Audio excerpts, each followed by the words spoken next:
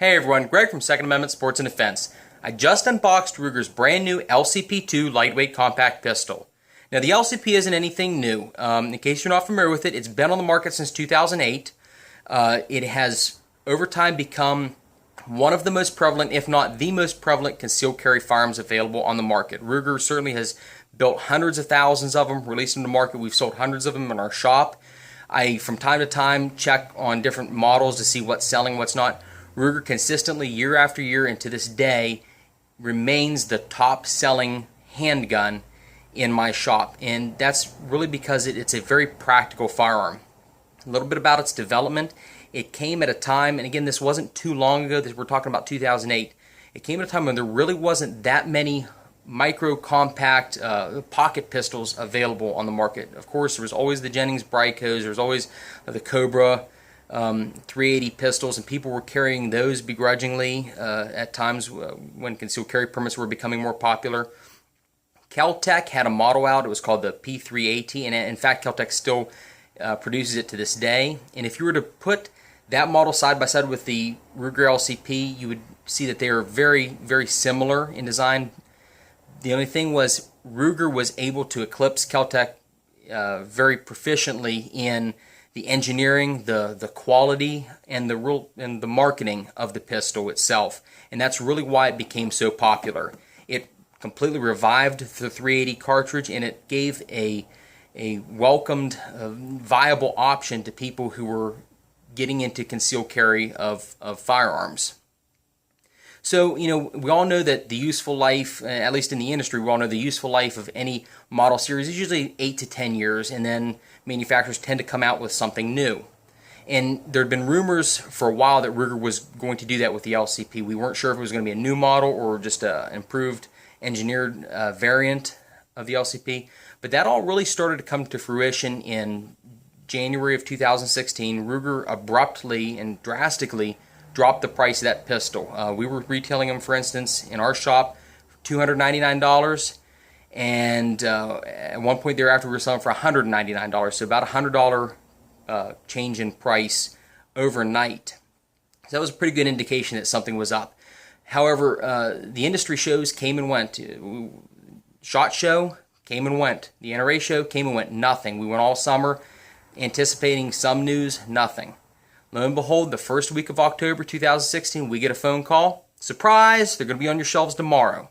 And I got one in, and I'm very happy to be able to do a little review of it for you today. So let's talk a little bit about the differences between the Series 1 LCP and the LCP-II. Just for information, this is my pistol. It's one of the earliest variants. Was one of the first 6,000 that were built, that rolled off the production line. I bought it early in 2008, and I've carried it pretty much every day since, and I've been very happy with it. This, again, we just received today. Comparing both models, we're not going to dwell on this because they are very, very, very similar dimensionally. Barrel length is 2 3/4 inches. Overall length is just over 5 inches, and the height itself is just under 3 3/4 inches on both models.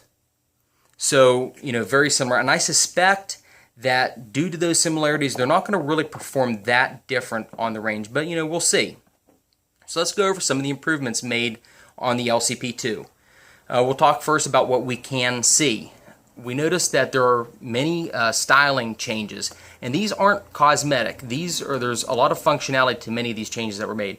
The first thing that I noticed is deeper, more aggressive serrations on both the rear and the front of the slide. So on the first series LCP, we did have serrations, but one of the issues that we had experiencing in the shop here and on the range as well was people had a difficult time at times bringing that slide to the rear, cocking that pistol. And it really didn't have anything to do with hand strength as far as my assessment goes. It was the fact that, there is very little surface area. This is a small pistol, very little surface area, and the serrations on the slide just weren't aggressive enough for somebody with maybe somebody with soft skin or somebody that couldn't get a firm grip on the gun to be able to pull back. So Ruger solved that issue by offering more serrations on more points on the slide and making them more aggressive. While we're talking about the slide, let's look at the sights. So in both models, the first variant and the LCP-II, the sights are integral to the slide, so they're not interchangeable, they're not dovetailed or anything like that. They're milled from the same piece of metal that the slide is. On the first series LCP, they're very low profile, almost non-existent. Made it very difficult to differentiate the front and the rear sights if you're taking time for target acquisition. And again, the design behind this was a pocket pistol. This was something that was supposed to be very quickly deployed in an effort to save your life. So they weren't banking on precision target acquisition or anything like that, but still customers demanded better sights. So at one point, I'm not sure when, Ruger did make a slight engineering change and they did increase the profile of those sights on the first series LCP. Now on the LCP-II, they took that one step further. They increased the profile a good bit more. They are pretty well raised. They're a lot easier to see. I don't know how well you're going to be able to see that. I was playing with it a little while ago, and it was definitely a lot easier to gain a good sight picture with these sights than it is with the LCP-I.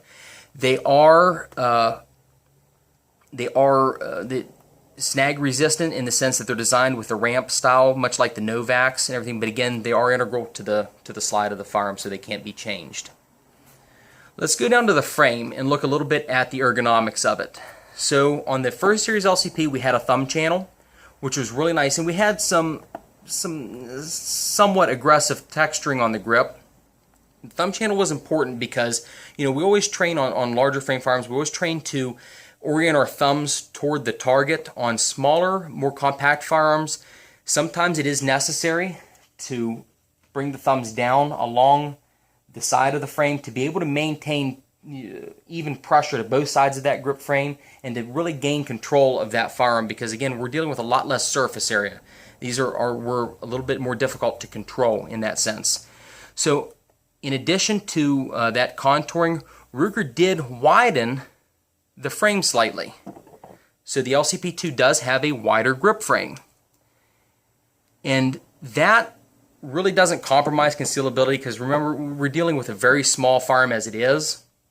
But what it does is it allows, again, more surface area. It acts more or less as a palm swell to help increase the comfort and promote a more positive hold on the firearm, so allowing the user to gain better hold control in essence. Let's talk a little bit about the trigger.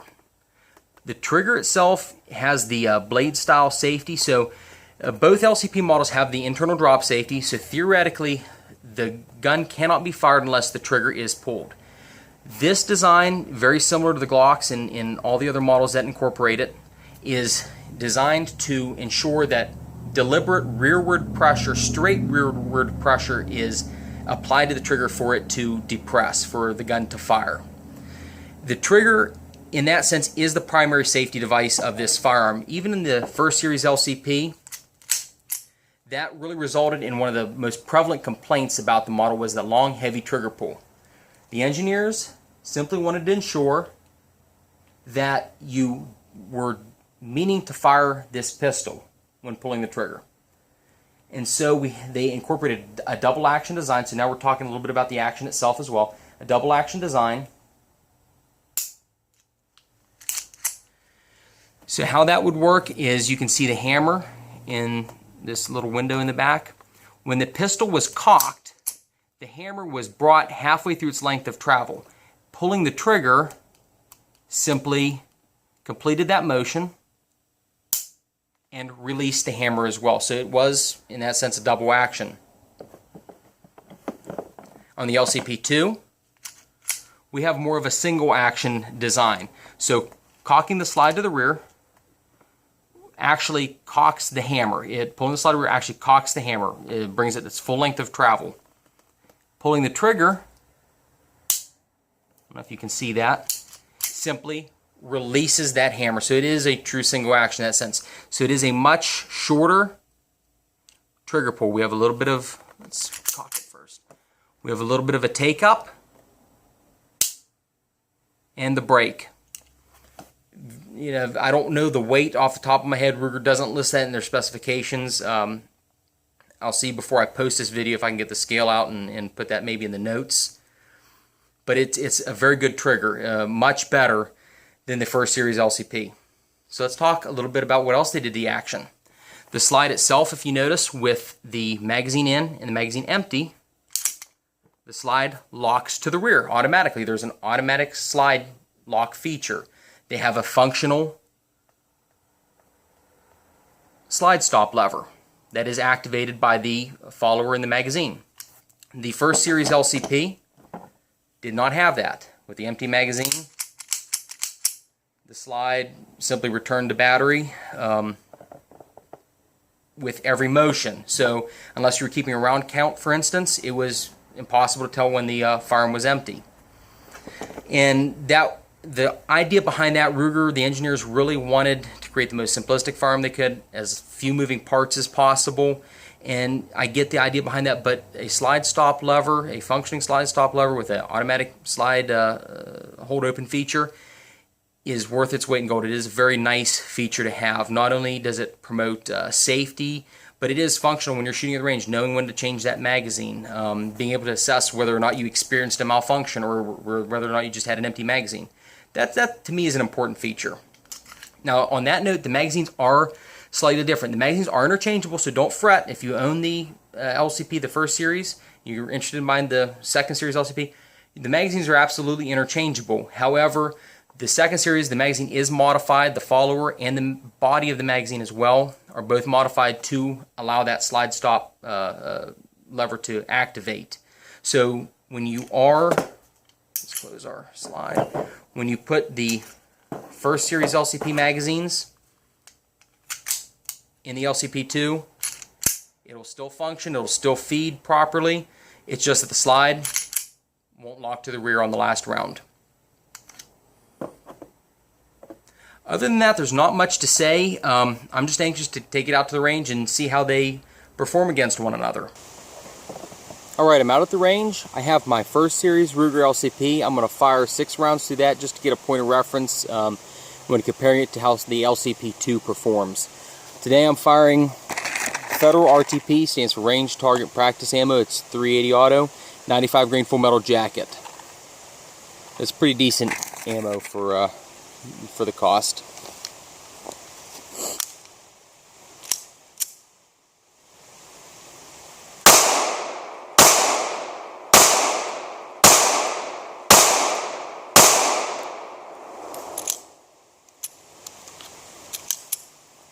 Okay.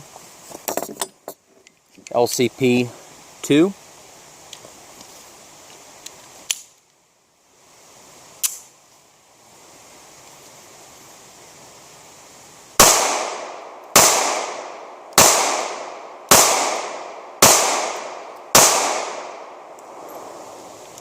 Performs just as it should. Again, I have a lot of luck with this ammo. Some of the break-in issues that you have with the LCP-II or with brand new firearms I haven't seen really with the LCP-II. What I can't tell, just firing 6 rounds right off the bat, the recoil again is comparable. We're firing the same cartridge, so the recoil of course is going to be the same.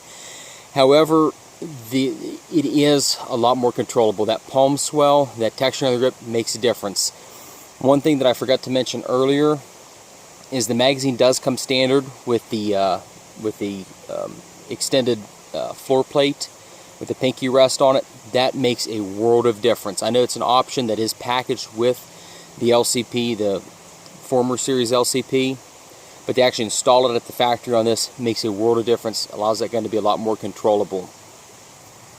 So I'm going to fire a few more rounds through it, and we're gonna see how it performs. I do have some personal defense, some hollow point ammunition.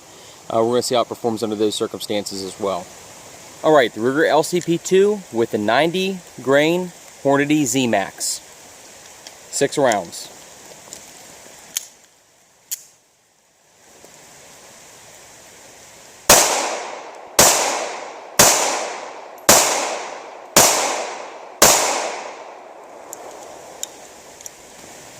Alright, this is the Ruger LCP-II with the Federal Hydra-Shock.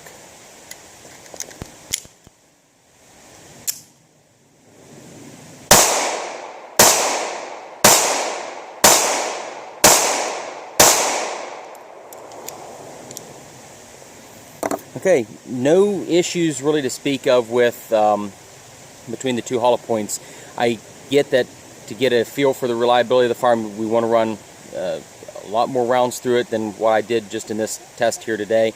You know, my point isn't to put it through a torture test or anything like that. I just wanted to get a feel for how they feed, if there's any obvious issues right up front. But certainly, before I make the decision to buy one of these, I'm going to be running a lot more ammunition through it to basically get a feel for what can I expect as an owner of the LCP-II. But, you know, performed very well with two different types of hollow point ammunition. Before I closed up, I did want to try it with the LCP-I series magazines, the first series LCP mags. Now, we do know that they are interchangeable. It will not lock the slide to the rear after the last round, but I have them loaded up again with my Federal RTP and my Federal Hydra-Shock just to get a feel of the reliability of these magazines. So 6 rounds Federal RTP.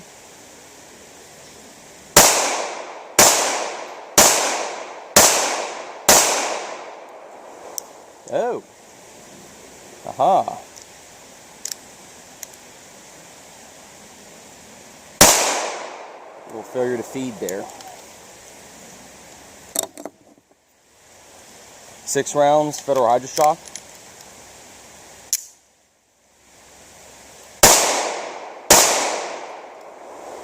Ho ho! Again.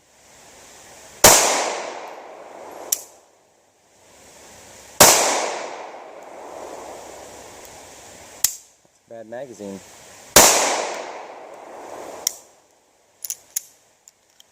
Yeah. I'll mark that magazine.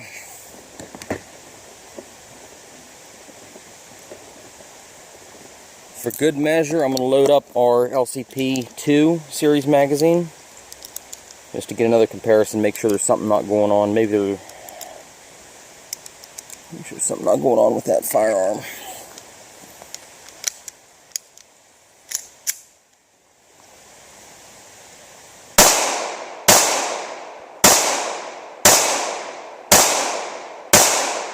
Okay, no issues there. So, what we've learned is it is quite possible that the first series LCP magazines aren't as reliable in this as the LCP-II series magazines are. I'm going to have to do a little bit more testing on that, a little bit more research into it. Again, according to Ruger, they're designed to be interchangeable. We shouldn't have any issues there, but I did experience some issues there on the range here today. Finally, I do want to do an accuracy test. I'm going to go set up my target. I'm going to come back. I'm just going to fire 6 rounds. I'm going to be at 7 yards, 21 feet. We're just going to see how tight of a group we can get with this 2 3/4 inch barrel on this LCP. Alright, now for an accuracy test with the LCP-II. Again, I'm firing Federal RTP Range Target Practice 95 grain full metal jacket.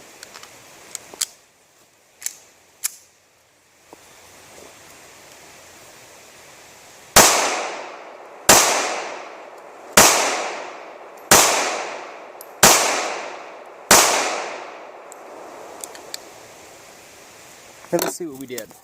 Alright, up close look at the at our results with the Ruger LCP-II. This target was placed at 21 feet or 7 yards, and that's the distance at which I usually shoot handguns when doing reviews.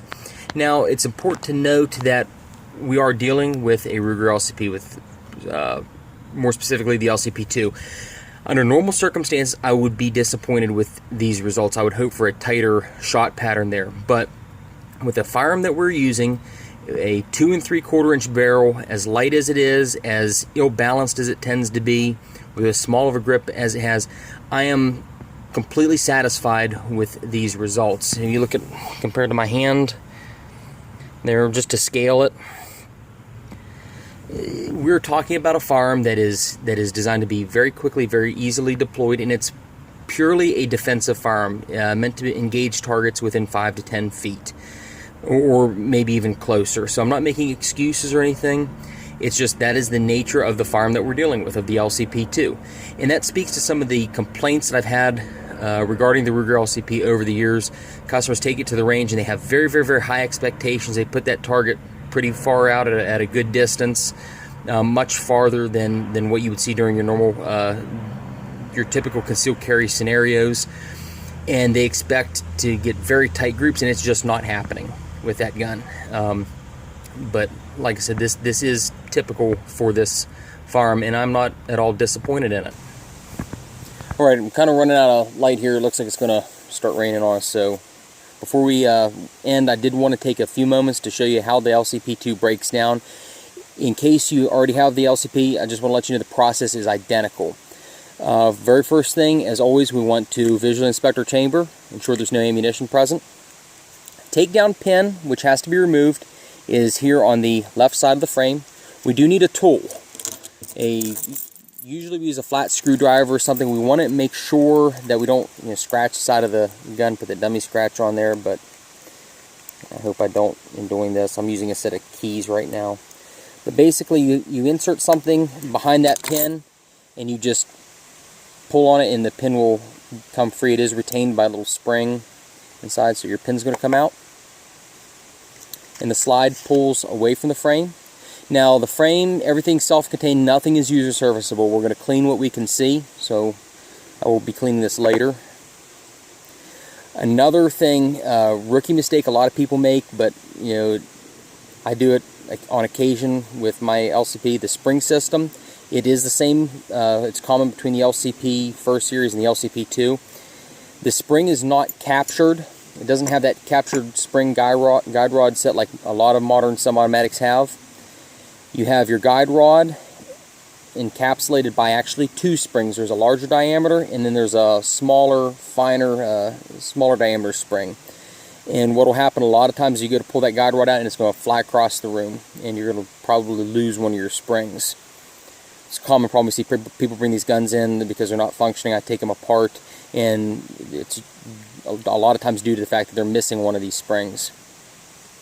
So a little bit, archaic engineering there, but it works very, very well. It's very simplistic. That's why Ruger went with it.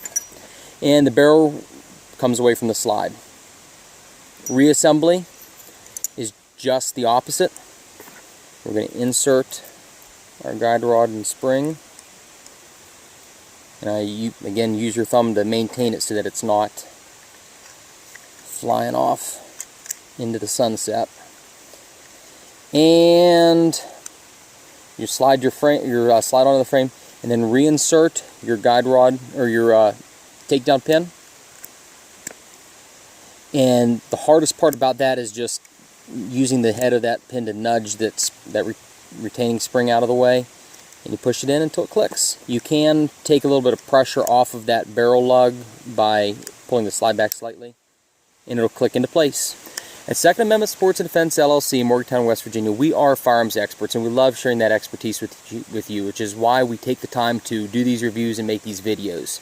If you're local to North Central West Virginia, stop into our shop at any time. If not, visit us on the web at www.morgantownguns.com. Go to the top of the page and click the link to our Facebook page. Like and follow us on Facebook, and as always, like this video and subscribe to our YouTube channel below.